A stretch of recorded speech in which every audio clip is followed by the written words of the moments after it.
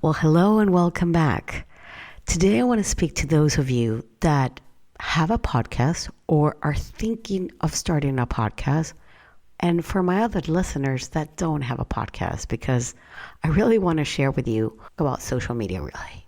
Social media podcasting, but really social media. What you should be doing on your social, okay? So if you haven't heard my previous podcast, which is all about podcast marketing for podcasters, then I recommend you actually go and listen to that.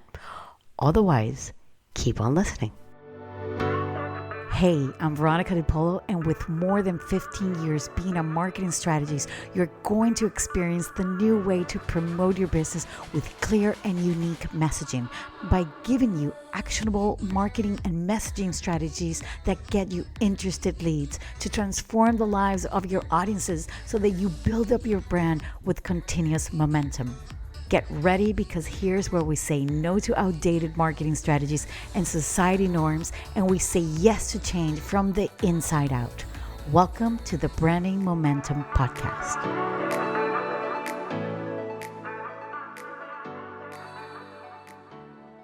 Okay, so I've recently heard a podcast expert say, you can't grow a podcast with a podcast. Wow.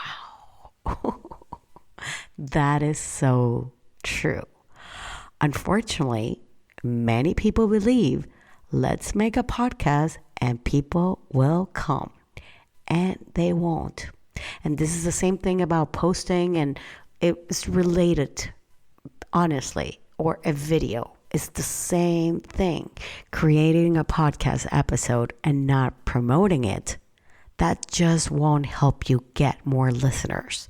That just won't work, right? So what it can, and when it can work for you, is to better understand who your audience is.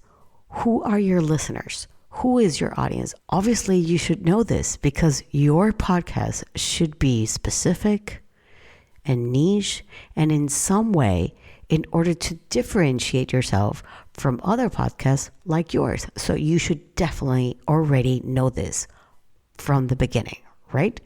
And this specific and niche and specialization is what will actually differentiate you on social media. So the way to know how you can build this is to analyze your own choices.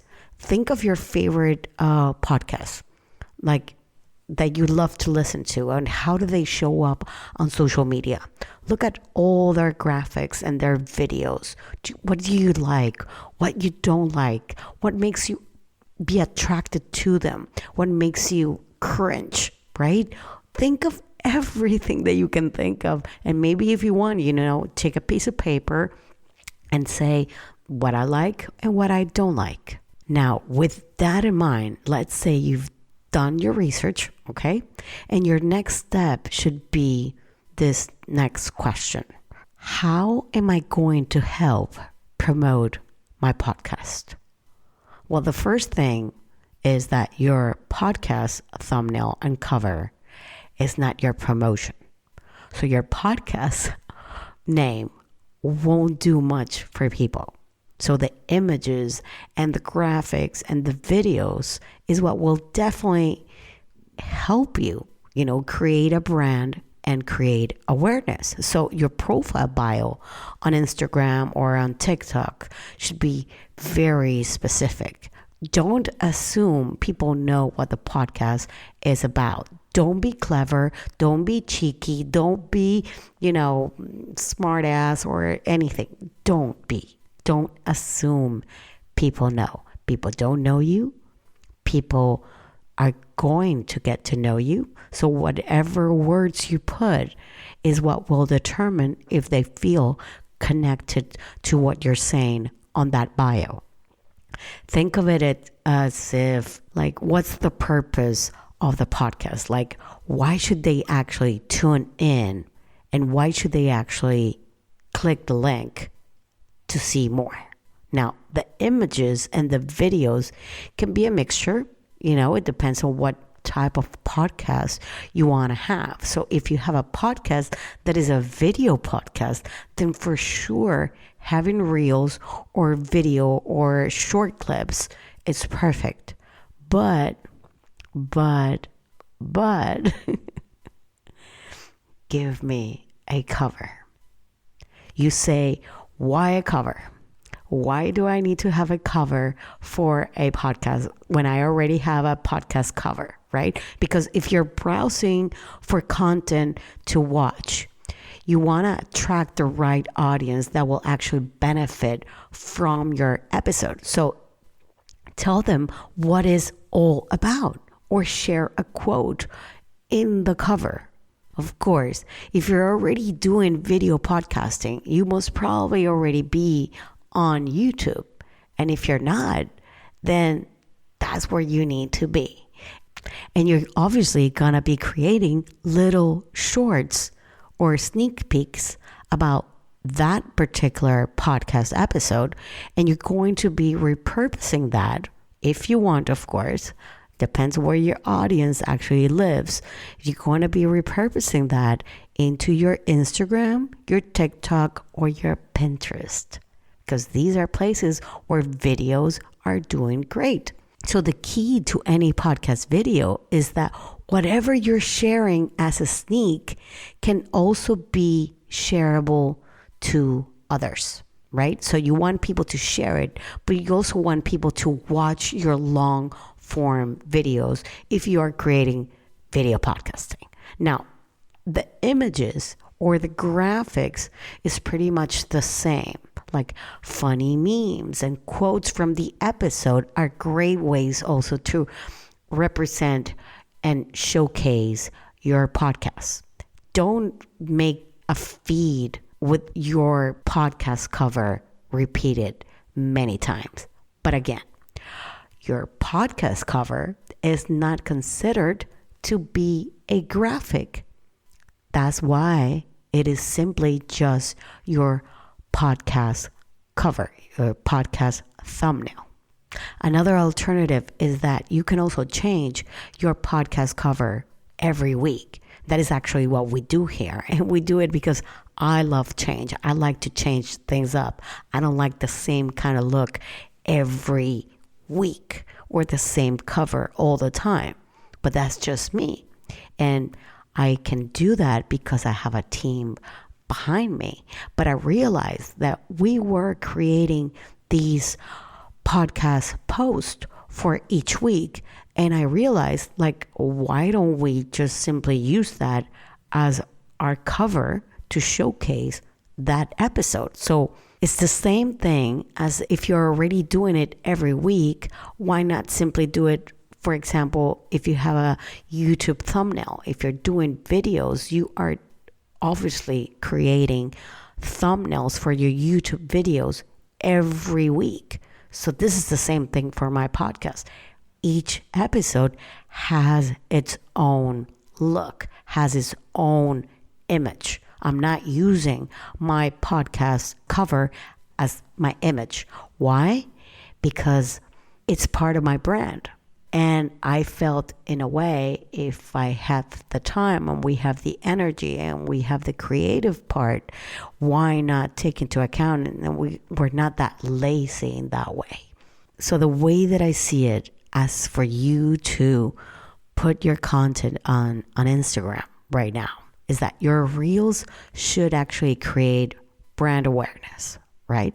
Your carousels should create engagement for people to save them and shares, right?